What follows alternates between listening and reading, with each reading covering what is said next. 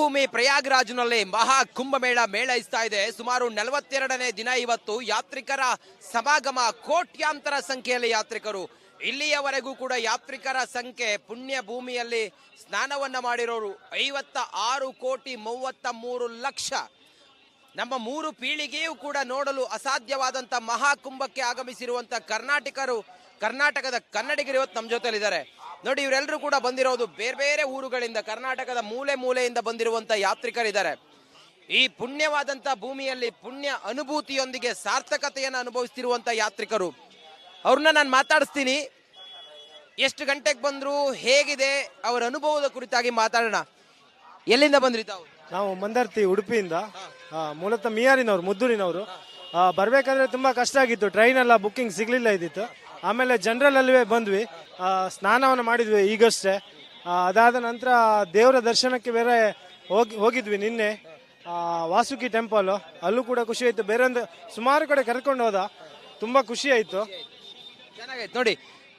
ಸುಮಾರು 3 ಪೀಳಿಗೆಯೂ ಕೂಡ ನೋಡ್ಲಿಕ್ಕೆ ಅಸಾಧ್ಯ ಮಹಾಕುಂಭವನ್ನ. ನೀವೆಲ್ಲ ಆ ಪುಣ್ಯ ಭೂಮಿಯಲ್ಲಿ ಬಂದು ತಾವು ಸಾರ್ಥಕತೆಯನ್ನು ಅನುಭವಿಸ್ತಾ ಇದ್ದೀರಿ. ಏನನ್ಸುತ್ತೆ ಸರ್, ತಮ್ಮ ಅನುಭವ ಹೇಗಿದೆ?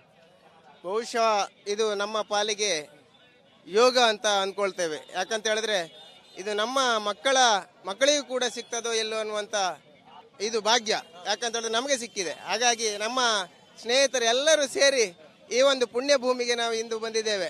ಮೊನ್ನೆ ಹೊರಟು ನಿನ್ನೆ ಸಂಜೆ ತಾನೇ ಮತ್ತೊಂದು ಪುಣ್ಯ ಸ್ನಾನವನ್ನು ನೀವು ತಾವು ರಸ್ತೆ ಮಾರ್ಗವಾಗಿ ಬಂದ್ರಾ, ರೈಲು ಮಾರ್ಗವಾಗಿ ಬಂದ್ರಾ, ವಿಮಾನವಾಗಿ ಬಂದ್ರಾ?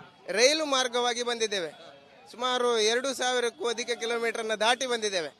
ಈ ನಮ್ಮ ಸ್ನೇಹಿತರೊಂದಿಗೆ ನಿನ್ನೆ ಪುಣ್ಯ ಸ್ನಾನವನ್ನು ಮುಗಿಸಿ, ಇವತ್ತು ಬೆಳಿಗ್ಗೆ ಪುಣ್ಯ ಸ್ನಾನವನ್ನು ಮಾಡಿ ದೇವರ ದರ್ಶನವನ್ನು ಮುಗಿಸಿ ಪುನಃ ರೈಲು ಸಂಚಾರಕ್ಕಾಗಿ ಕೋಟ್ಯಾಂತರ ಜನ ಆಗಮಿಸ್ತಾ ಇದ್ದಾರೆ.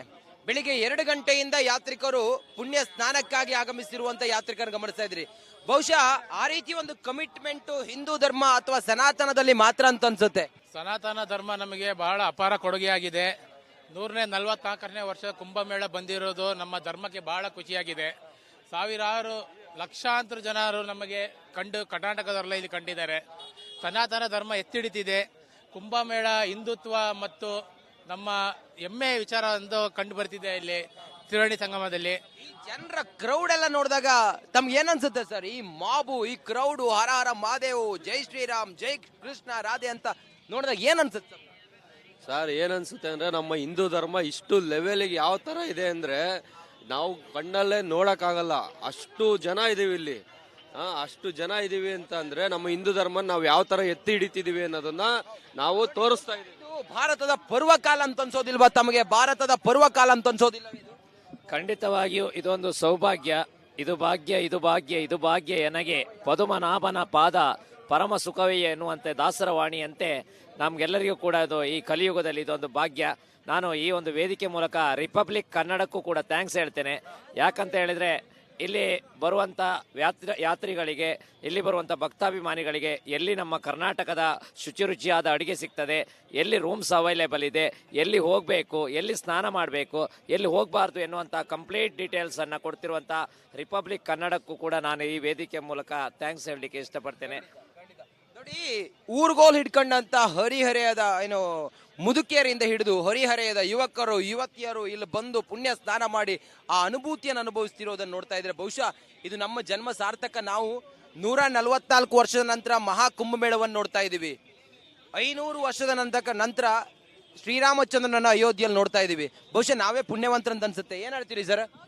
ಖಂಡಿತವಾಗಿ ನಮ್ಮ ಜೀವಿತಾವಧಿಯಲ್ಲಿ ಸಿಕ್ಕಿದಂಥ ಇದೊಂದು ಪುಣ್ಯ ಇದು ಇನ್ನು ಲೈಫಲ್ಲಿ ಸಿಗೋದು ತುಂಬ ಕಷ್ಟ. ನಮಗೆ ತುಂಬ ಖುಷಿಯಾಗಿದೆ. ಹಾಗೆ ರಿಪಬ್ಲಿಕ್ ಟಿವಿ ಅವರು ನಮಗೆಲ್ಲ ಸಹಕಾರ ಮಾಡಿದ್ದಾರೆ, ಅವರಿಗೂ ಕೂಡ ಥ್ಯಾಂಕ್ಸ್ ಹೇಳ್ತೇನೆ. ಈ ಯಾತ್ರಿಕರು ಅದರ ಜೊತೆಗೆ ಪರಮಾತ್ಮನನ್ನ ನಾಮಸ್ಮರಣೆ ಮಾಡ್ತಾ ಇದ್ದಾರೆ. ಒಂದು ಭಜನೆ ಹೇಳ್ಬೋದಾ? ಏ ಬೋಳ ಶಂಕರ, ಏ ಬೋಳ ಶಂಕರ, वर तुला बेलांची, हे वर तुला बेलांची, बेलांची पालांची, हे बोल्या शंकरा, हे बोला शंकरा, हे बोला शंकरा. जय हर हर ಪಾರ್ವತಿ ಪತೆ ಹರ ಹರ ಮಹಾದೇವ್. ಜೈ ಶ್ರೀರಾಮ್. ಜೈ ಶ್ರೀರಾಮ್. बोलो भारत माता की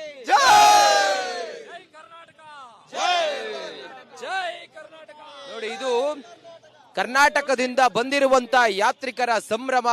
ಮಹಾಕುಂಭ ಮೇಳದಲ್ಲಿ ಭೂಮಿ ಪ್ರಯಾಗ್ರಾಜ್ನಲ್ಲಿ ಮಹಾಕುಂಭ ಮೇಳೈಸ್ತಾ ಇದೆ. ಸುಮಾರು 42ನೇ ದಿನ ಇವತ್ತು ಯಾತ್ರಿಕರ ಸಮಾಗಮ. ಕೋಟ್ಯಾಂತರ ಸಂಖ್ಯೆಯಲ್ಲಿ ಯಾತ್ರಿಕರು. ಇಲ್ಲಿಯವರೆಗೂ ಕೂಡ ಯಾತ್ರಿಕರ ಸಂಖ್ಯೆ ಪುಣ್ಯ ಭೂಮಿಯಲ್ಲಿ ಸ್ನಾನವನ್ನ ಮಾಡಿರೋರು 56,33,00,000. ನಮ್ಮ 3 ಪೀಳಿಗೆಯೂ ಕೂಡ ನೋಡಲು ಅಸಾಧ್ಯವಾದಂತ ಮಹಾಕುಂಭಕ್ಕೆ ಆಗಮಿಸಿರುವಂತ ಕರ್ನಾಟಕದ ಕನ್ನಡಿಗರು ಇವತ್ತು ನಮ್ಮ ಜೊತೆಲಿದ್ದಾರೆ. ನೋಡಿ, ಇವರೆಲ್ಲರೂ ಕೂಡ ಬಂದಿರೋದು ಬೇರೆ ಬೇರೆ ಊರುಗಳಿಂದ, ಕರ್ನಾಟಕದ ಮೂಲೆಯಿಂದ ಬಂದಿರುವಂತ ಯಾತ್ರಿಕರಿದ್ದಾರೆ. ಈ ಪುಣ್ಯವಾದಂತ ಭೂಮಿಯಲ್ಲಿ ಪುಣ್ಯ ಅನುಭೂತಿಯೊಂದಿಗೆ ಸಾರ್ಥಕತೆಯನ್ನು ಅನುಭವಿಸ್ತಿರುವಂತ ಯಾತ್ರಿಕರು. ಅವ್ರನ್ನ ನಾನು ಮಾತಾಡಿಸ್ತೀನಿ. ಎಷ್ಟು ಗಂಟೆಗೆ ಬಂದ್ರು, ಹೇಗಿದೆ ಅವರ ಅನುಭವದ ಕುರಿತಾಗಿ ಮಾತಾಡೋಣ. ಎಲ್ಲಿಂದ ಬಂದ್ರಿ ತಾವು? ನಾವು ಮಂದರ್ತಿ ಉಡುಪಿಯಿಂದ. ಮೂಲತಃ ಮಿಯಾರಿನವರು, ಮುದ್ದೂರಿನವರು. ಬರ್ಬೇಕಾದ್ರೆ ತುಂಬಾ ಕಷ್ಟ ಆಗಿತ್ತು, ಟ್ರೈನ್ ಎಲ್ಲ ಬುಕ್ಕಿಂಗ್ ಸಿಗ್ಲಿಲ್ಲ ಇದ್ದಿತ್ತು. ಆಮೇಲೆ ಜನರಲ್ ಅಲ್ಲಿವೇ ಬಂದ್ವಿ, ಸ್ನಾನವನ್ನು ಮಾಡಿದ್ವಿ ಈಗಷ್ಟೇ. ಅದಾದ ನಂತರ ದೇವರ ದರ್ಶನಕ್ಕೆ ಬೇರೆ ಹೋಗಿದ್ವಿ ನಿನ್ನೆ, ವಾಸುಕಿ ಟೆಂಪಲ್. ಅಲ್ಲೂ ಕೂಡ ಖುಷಿ ಆಯ್ತು. ಬೇರೆ ಒಂದು ಸುಮಾರು ಕಡೆ ಕರ್ಕೊಂಡು ಹೋದ, ತುಂಬಾ ಖುಷಿ ಆಯ್ತು. ಚೆನ್ನಾಗೈತೆ ನೋಡಿ.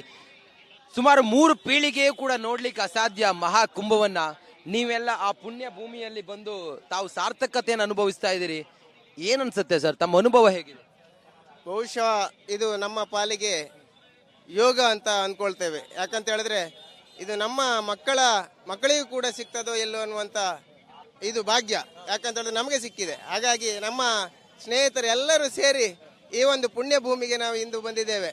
ಮೊನ್ನೆ ಹೊರಟು ನಿನ್ನೆ ಸಂಜೆ ತಾನೇ ಮತ್ತೊಂದು ಪುಣ್ಯ ಸ್ನಾನವನ್ನು ನೀವು ತಾವು ರಸ್ತೆ ಮಾರ್ಗವಾಗಿ ಬಂದ್ರ, ರೈಲು ಮಾರ್ಗವಾಗಿ ಬಂದ್ರ, ವಿಮಾನವಾಗಿ ಬಂದ್ರ? ರೈಲು ಮಾರ್ಗವಾಗಿ ಬಂದಿದ್ದೇವೆ. ಸುಮಾರು 2,000ಕ್ಕೂ ಅಧಿಕ ಕಿಲೋಮೀಟರ್ನ ದಾಟಿ ಬಂದಿದ್ದೇವೆ. ಈ ನಮ್ಮ ಸ್ನೇಹಿತರೊಂದಿಗೆ ನಿನ್ನೆ ಪುಣ್ಯ ಸ್ನಾನವನ್ನು ಮುಗಿಸಿ ಇವತ್ತು ಬೆಳಿಗ್ಗೆ ಪುಣ್ಯ ಸ್ನಾನವನ್ನು ಮಾಡಿ ದೇವರ ದರ್ಶನವನ್ನು ಮುಗಿಸಿ ಪುನಃ ರೈಲು ಸಂಚಾರಕ್ಕಾಗಿ ಕೋಟ್ಯಾಂತರ ಜನ ಆಗಮಿಸ್ತಾ ಇದ್ದಾರೆ. ಬೆಳಿಗ್ಗೆ 2 ಗಂಟೆಯಿಂದ ಯಾತ್ರಿಕರು ಪುಣ್ಯ ಸ್ನಾನಕ್ಕಾಗಿ ಆಗಮಿಸಿರುವಂತ ಯಾತ್ರಿಕರನ್ನು ಗಮನಿಸ್ತಾ ಇದ್ರಿ. ಬಹುಶಃ ಆ ರೀತಿ ಒಂದು ಕಮಿಟ್ಮೆಂಟ್ ಹಿಂದೂ ಧರ್ಮ ಅಥವಾ ಸನಾತನದಲ್ಲಿ ಮಾತ್ರ ಅಂತ ಅನ್ಸುತ್ತೆ.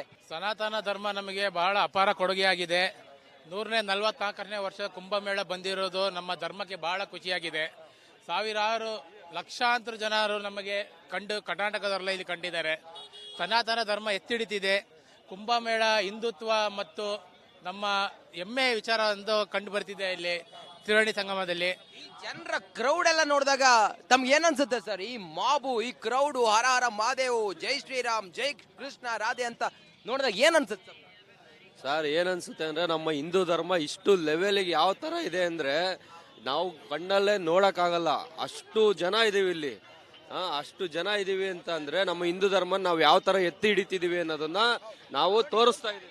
ಭಾರತದ ಪರ್ವಕಾಲ ಅಂತ ಅನ್ಸೋದಿಲ್ವಾ ತಮಗೆ? ಭಾರತದ ಪರ್ವಕಾಲ ಅಂತ ಅನ್ಸೋದಿಲ್ಲ? ಖಂಡಿತವಾಗಿಯೂ ಇದೊಂದು ಸೌಭಾಗ್ಯ. ಇದು ಭಾಗ್ಯ, ಇದು ಭಾಗ್ಯ, ಇದು ಭಾಗ್ಯ ಎನಗೆ ಪದುಮನಾಭನ ಪಾದ ಪರಮ ಸುಖವೇ ಎನ್ನುವಂತೆ ದಾಸರ ವಾಣಿಯಂತೆ ನಮ್ಗೆಲ್ಲರಿಗೂ ಕೂಡ ಇದು ಈ ಕಲಿಯುಗದಲ್ಲಿ ಇದೊಂದು ಭಾಗ್ಯ. ನಾನು ಈ ಒಂದು ವೇದಿಕೆ ಮೂಲಕ ರಿಪಬ್ಲಿಕ್ ಕನ್ನಡಕ್ಕೂ ಕೂಡ ಥ್ಯಾಂಕ್ಸ್ ಹೇಳ್ತೇನೆ. ಯಾಕಂತ ಹೇಳಿದ್ರೆ ಇಲ್ಲಿ ಬರುವಂಥ ಯಾತ್ರಿಗಳಿಗೆ, ಇಲ್ಲಿ ಬರುವಂಥ ಭಕ್ತಾಭಿಮಾನಿಗಳಿಗೆ ಎಲ್ಲಿ ನಮ್ಮ ಕರ್ನಾಟಕದ ಶುಚಿರುಚಿಯಾದ ಅಡುಗೆ ಸಿಗ್ತದೆ, ಎಲ್ಲಿ ರೂಮ್ಸ್ ಅವೈಲೇಬಲ್ ಇದೆ, ಎಲ್ಲಿ ಹೋಗಬೇಕು, ಎಲ್ಲಿ ಸ್ನಾನ ಮಾಡಬೇಕು, ಎಲ್ಲಿ ಹೋಗಬಾರ್ದು ಎನ್ನುವಂಥ ಕಂಪ್ಲೀಟ್ ಡೀಟೇಲ್ಸನ್ನು ಕೊಡ್ತಿರುವಂಥ ರಿಪಬ್ಲಿಕ್ ಕನ್ನಡಕ್ಕೂ ಕೂಡ ನಾನು ಈ ವೇದಿಕೆ ಮೂಲಕ ಥ್ಯಾಂಕ್ಸ್ ಹೇಳಲಿಕ್ಕೆ ಇಷ್ಟಪಡ್ತೇನೆ. ನೋಡಿ, ಊರ್ಗೋಲ್ ಹಿಡ್ಕೊಂಡಂತ ಹರಿಹರೆಯದ ಮುದುಕಿಯರಿಂದ ಹಿಡಿದು ಹರಿಹರೆಯದ ಯುವಕರು ಯುವತಿಯರು ಇಲ್ಲಿ ಬಂದು ಪುಣ್ಯ ಸ್ನಾನ ಮಾಡಿ ಆ ಅನುಭೂತಿಯನ್ನು ಅನುಭವಿಸ್ತಿರೋದನ್ನು ನೋಡ್ತಾ ಇದ್ರೆ ಬಹುಶಃ ಇದು ನಮ್ಮ ಜನ್ಮ ಸಾರ್ಥಕ. ನಾವು 144 ವರ್ಷದ ನಂತರ ಮಹಾಕುಂಭಮೇಳವನ್ನು ನೋಡ್ತಾ ಇದ್ದೀವಿ. 500 ವರ್ಷದ ನಂತರ ಶ್ರೀರಾಮಚಂದ್ರನ ಅಯೋಧ್ಯೆಯಲ್ಲಿ ನೋಡ್ತಾ ಇದ್ದೀವಿ. ಬಹುಶಃ ನಾವೇ ಪುಣ್ಯವಂತರಂತ ಅನ್ಸುತ್ತೆ. ಏನ್ ಹೇಳ್ತೀರಿ ಸರ್? ಖಂಡಿತವಾಗಿ ನಮ್ಮ ಜೀವಿತಾವಧಿಯಲ್ಲಿ ಸಿಕ್ಕಿದಂಥ ಇದೊಂದು ಇದು ಇನ್ನು ಲೈಫಲ್ಲಿ ಸಿಗೋದು ತುಂಬ ಕಷ್ಟ. ನಮಗೆ ತುಂಬ ಖುಷಿಯಾಗಿದೆ. ಹಾಗೆ ರಿಪಬ್ಲಿಕ್ ಟಿವಿ ಅವರು ನಮಗೆಲ್ಲ ಸಹಕಾರ ಮಾಡಿದ್ದಾರೆ, ಅವರಿಗೂ ಕೂಡ ಥ್ಯಾಂಕ್ಸ್ ಹೇಳ್ತೇನೆ. ಈ ಯಾತ್ರಿಕರು ಅದರ ಜೊತೆಗೆ ಪರಮಾತ್ಮನನ್ನ ನಾಮಸ್ಮರಣೆ ಮಾಡ್ತಾ ಇದ್ದಾರೆ. ಒಂದು ಭಜನೆ ಹೇಳ್ಬೋದಾ? ಏ ಬೋಳ ಶಂಕರ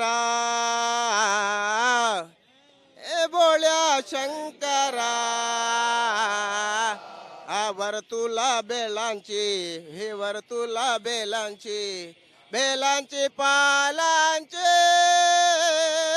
हे बोल्या शंकरा हे बोला शंकरा हे बोला शंकरा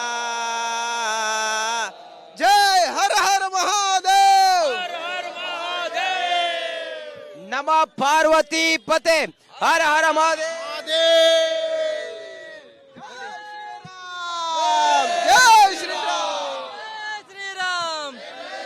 श्री राम जय श्री राम बोलो भारत माता की